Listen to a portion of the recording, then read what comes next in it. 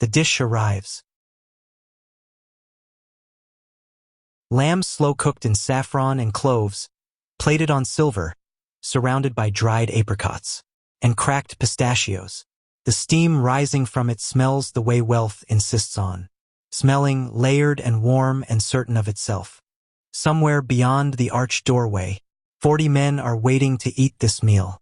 One of them is the Sultan of the Ottoman Empire, and he will not touch a single morsel until you have eaten it first.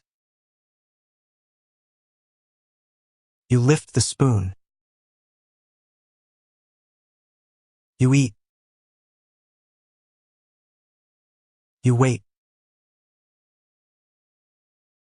This is your entire life, condensed into 30 seconds. Lift, eat, wait.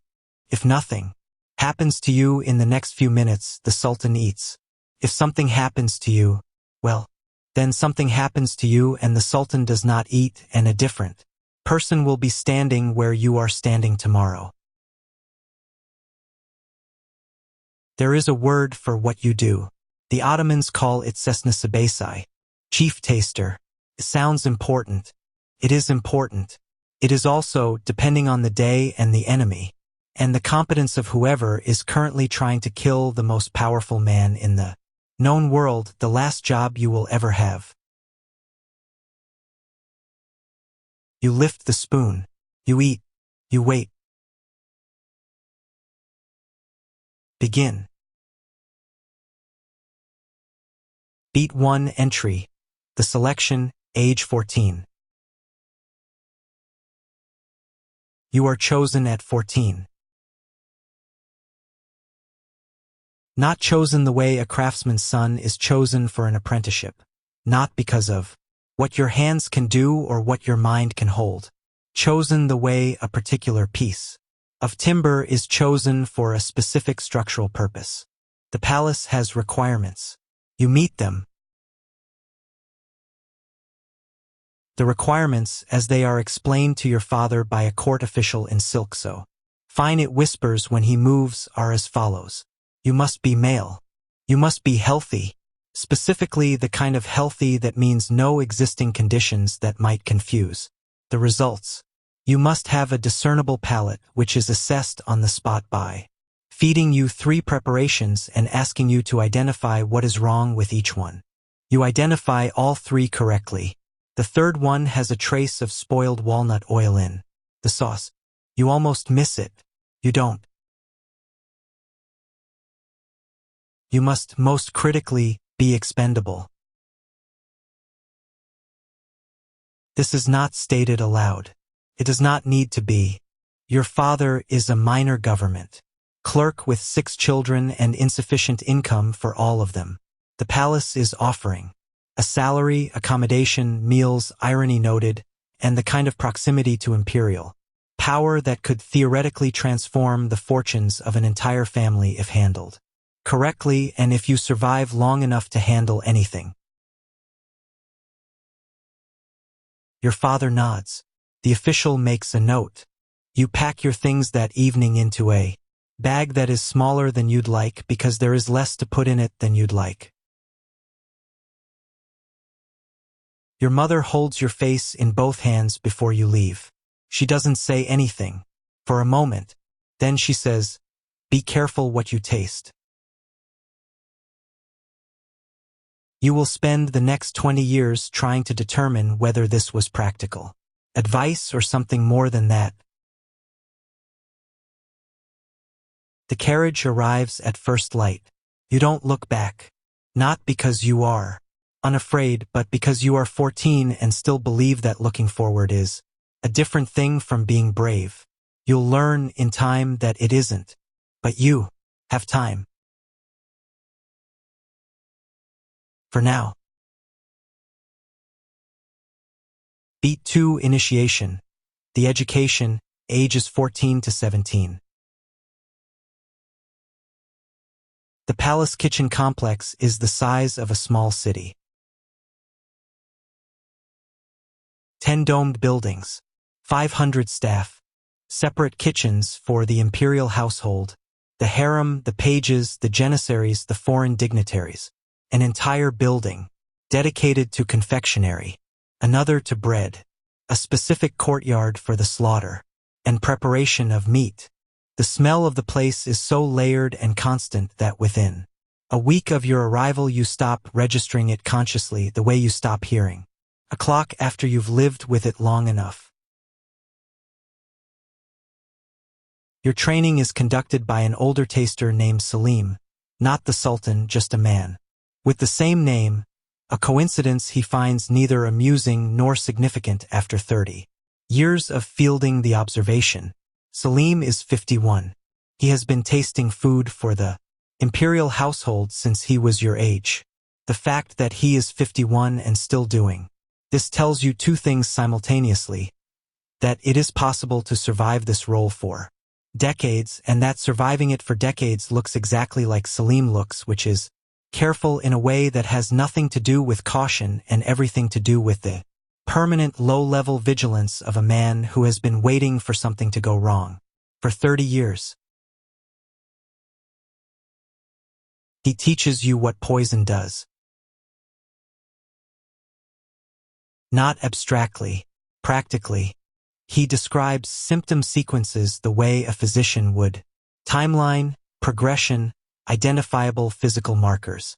Arsenic, metallic taste, warmth in the throat, abdominal cramping within 30 to 90 minutes depending on concentration and whether you've eaten recently. Belladonna, dry mouth first, then the pupils, then the heart rate doing something alarming. Aconite, which they call wolf's bane. Numbness in the tongue within seconds, then the lips, then a spreading cold sensation moving toward the chest that he describes in a particular tone of voice that suggests he is not working from a textbook. You ask him once if he's been poisoned. He says, twice. Minor doses, both times discovered early enough. He recovered. He says it the way someone says they've sprained an ankle. Flat. Informative. Done. He teaches you to eat slowly, not timidly, slowly. The difference matters. Taster, who eats with visible hesitation, communicates uncertainty to anyone watching. And the kitchen staff are always watching, and some of the people watching are not your allies.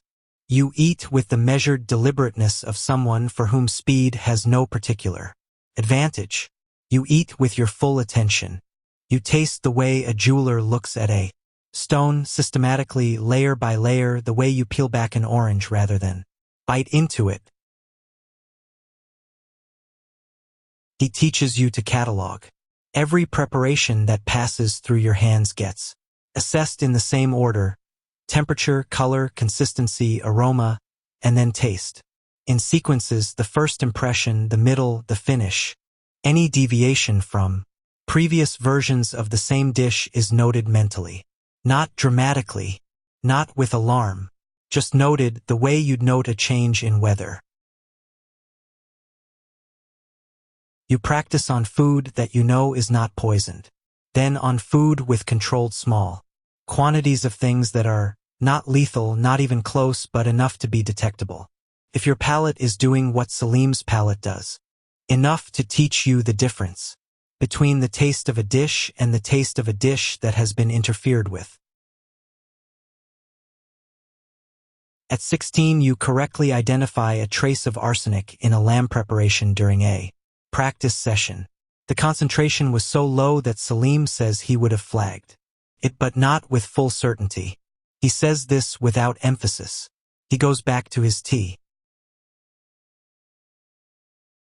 You understand, sitting across from him in the small room off the kitchen courtyard, where these sessions happen, that this was the closest thing to a compliment you will receive in this role, and that receiving more of them is the mechanism by which you stay alive. You work harder. Beat 3 Survival. The court, ages 17 to 25. At 17 you graduate to the imperial table. The first time you stand in the tasting room adjacent to the Sultan's dining chamber. With a bowl of prepared food in front of you, you understand something about this role that training didn't cover and that Salim couldn't have explained in words. It is quiet. The kitchen is noise. The court is noise, voices, movement, negotiation. The particular ambient pressure of 1,000 people managing their proximity to power. But here, in this room, with this bowl, in the 30 seconds before you eat it, is the most complete silence you have ever experienced. Not the absence of sound. The presence of consequence. The particular hush of a moment where one thing is true and then a different thing will be true and nothing in between. You eat. You wait. Nothing happens. The food is carried in. You do this every day for 8 years. Breakfast, midday, evening. 3 times a day. 30 seconds of silence. Then the world continues. You become very good at the silence. You build a particular relationship with it. Not comfortable exactly, but familiar. The silence doesn't frighten you after a while. Clarifies. It is the 30 seconds, in which nothing else exists except your attention and the food and the question, and that simplicity, strange as it is to say, becomes the most uncomplicated part of your day. The rest of your day is considerably more complicated. You live inside the palace complex. You eat with the other staff in rotation, and you are aware that the other staff relate to you with a specific register of courtesy that is not quite warmth and not quite fear, but something between them. You taste the food of the most powerful man alive. This makes you significant. It also makes you, in a way that people who think carefully about it understand immediately, a very specific kind of target. If someone wants the Sultan dead and cannot reach the Sultan, they might reach the kitchen. And if someone wants the Sultan's enemies to doubt his security, to plant a story, to create an incident, to demonstrate a vulnerability, they might reach the taster. Not to kill him, to use him, to put something in the food that makes him sick without killing the Sultan, to make the incident, to make the doubt. You understand this because Salim told you.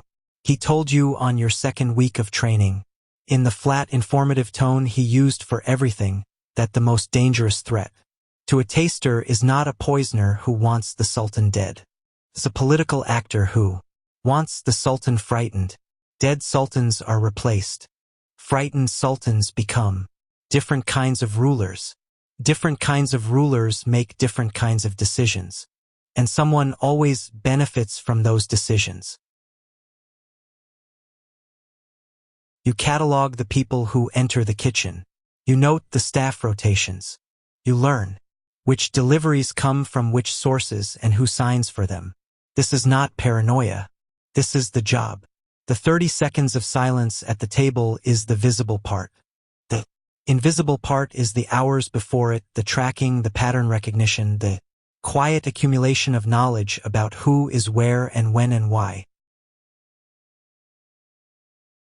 You are 22 when a new sous chef is assigned to the lamb preparations. You don't know his name yet, but you know he arrived 3 days after a diplomatic delegation from a rival court, and you know he requested a specific posting rather than accepting the standard assignment, and you know that the man who recommended him has a brother-in-law in the payroll of a Venetian merchant who has commercial interests that are currently being constrained by the Sultan's trade policies. You bring this to the head of palace security, not with alarm, with the collected, ordered presentation of someone who has assembled information and is delivering it. The sous chef is quietly reassigned to the bread kitchen, where his access to imperial preparations is limited. Nothing is proven. Nothing needs to be. The sous chef leaves the palace employment 2 weeks later. of his own accord, presumably.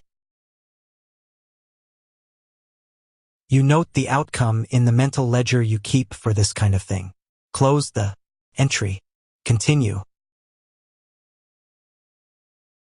Beat 4 Peak Crisis. The incident, age 27. You are 27 when it happens. Not what you expect. Not the metallic taste or the throat warmth or the spreading cold of the wolf's bane that Salim described in his particular careful tone. Something slower. Something that takes 4 days to become identifiable as anything other than a minor illness. It begins as fatigue. Not dramatic fatigue, the kind that could be anything, that could be the season changing or the accumulated sleeplessness of a period where the court is in negotiation with 3 foreign powers simultaneously and the kitchen runs later than usual, and the tension in the corridors has the specific electrical quality of a building waiting for something to break. By the second day, your appetite is diminished. By the third, there is a faint but persistent bitterness at the back of your palate that you cannot source. Not from the food, you know the food, from somewhere else, from inside. On the 4th day, you go to the palace physician. He examines you. His expression does not change during the examination, which is either reassuring or the opposite.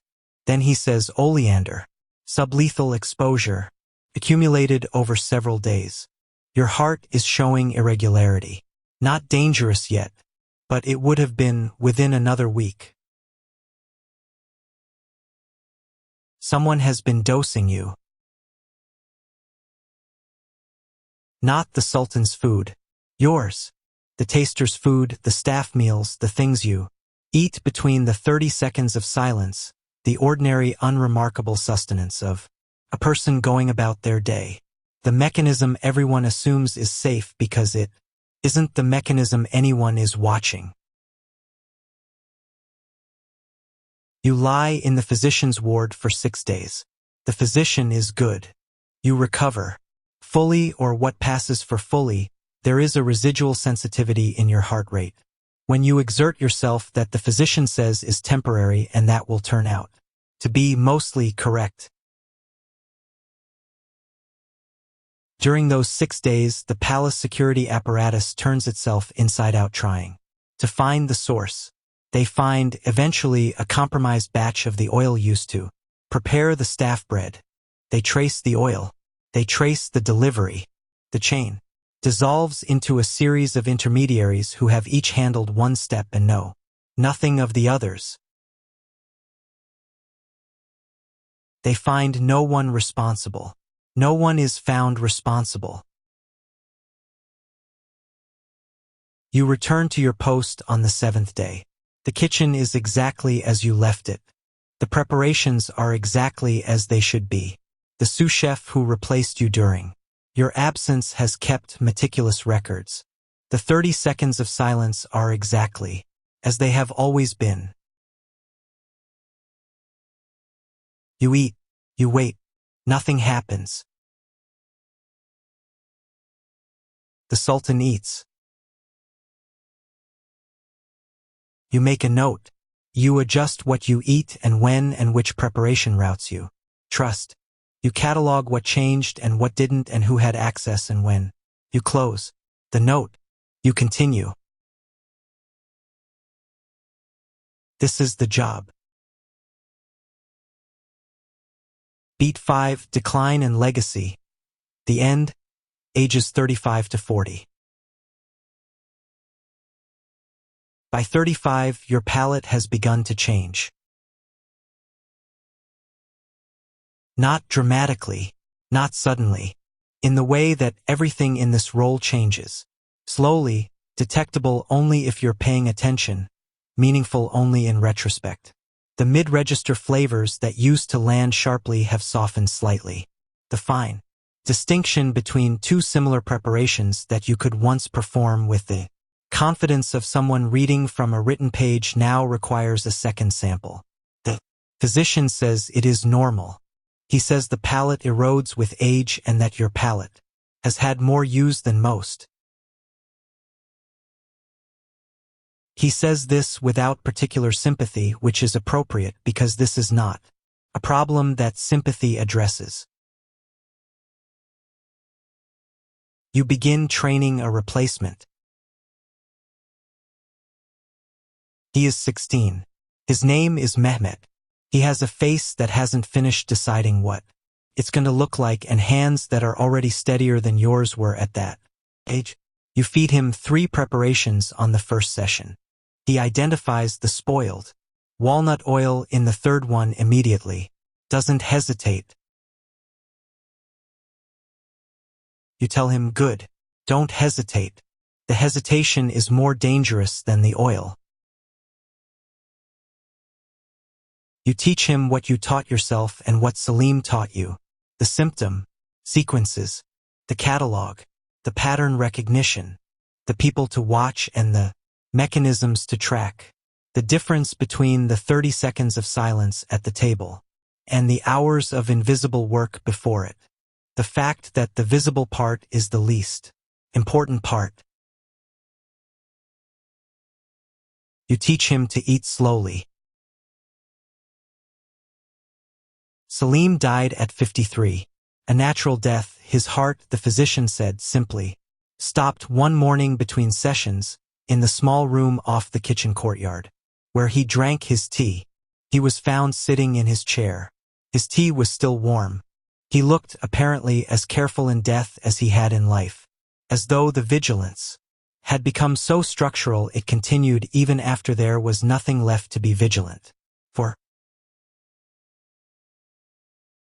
You think about this sometimes, whether the job eventually becomes so thoroughly internal that it does not know how to stop, whether Salim was, at the moment of his death, still cataloging something. At 39, you are retired with the formal title Cessna Emeritus and a pension the palace grants to senior staff who have served without incident. Without incident is how the official record describes it. You note the phrasing. You say, nothing about the phrasing. The palace is entitled to its language. You are given a small house in the city, close enough to the walls to hear the call to prayer from the palace minarets in the morning, far enough that the sound arrives, already softened, already filtered, as though what reaches you is an echo of the thing rather than the thing itself. You sit in the mornings with your tea and you listen to the sound arrive. You eat breakfast without any particular attention. This takes a long time to learn. Eating without cataloging. Tasting without the layer of assessment underneath the taste. For the first year it is impossible. Your mind adds the inventory automatically, logs the sequences, returns its report. Over time this fades. Over time the food is just food. Mehmet sends word occasionally. Brief notes, a court rotation, a new appointment, a change in the kitchen structure.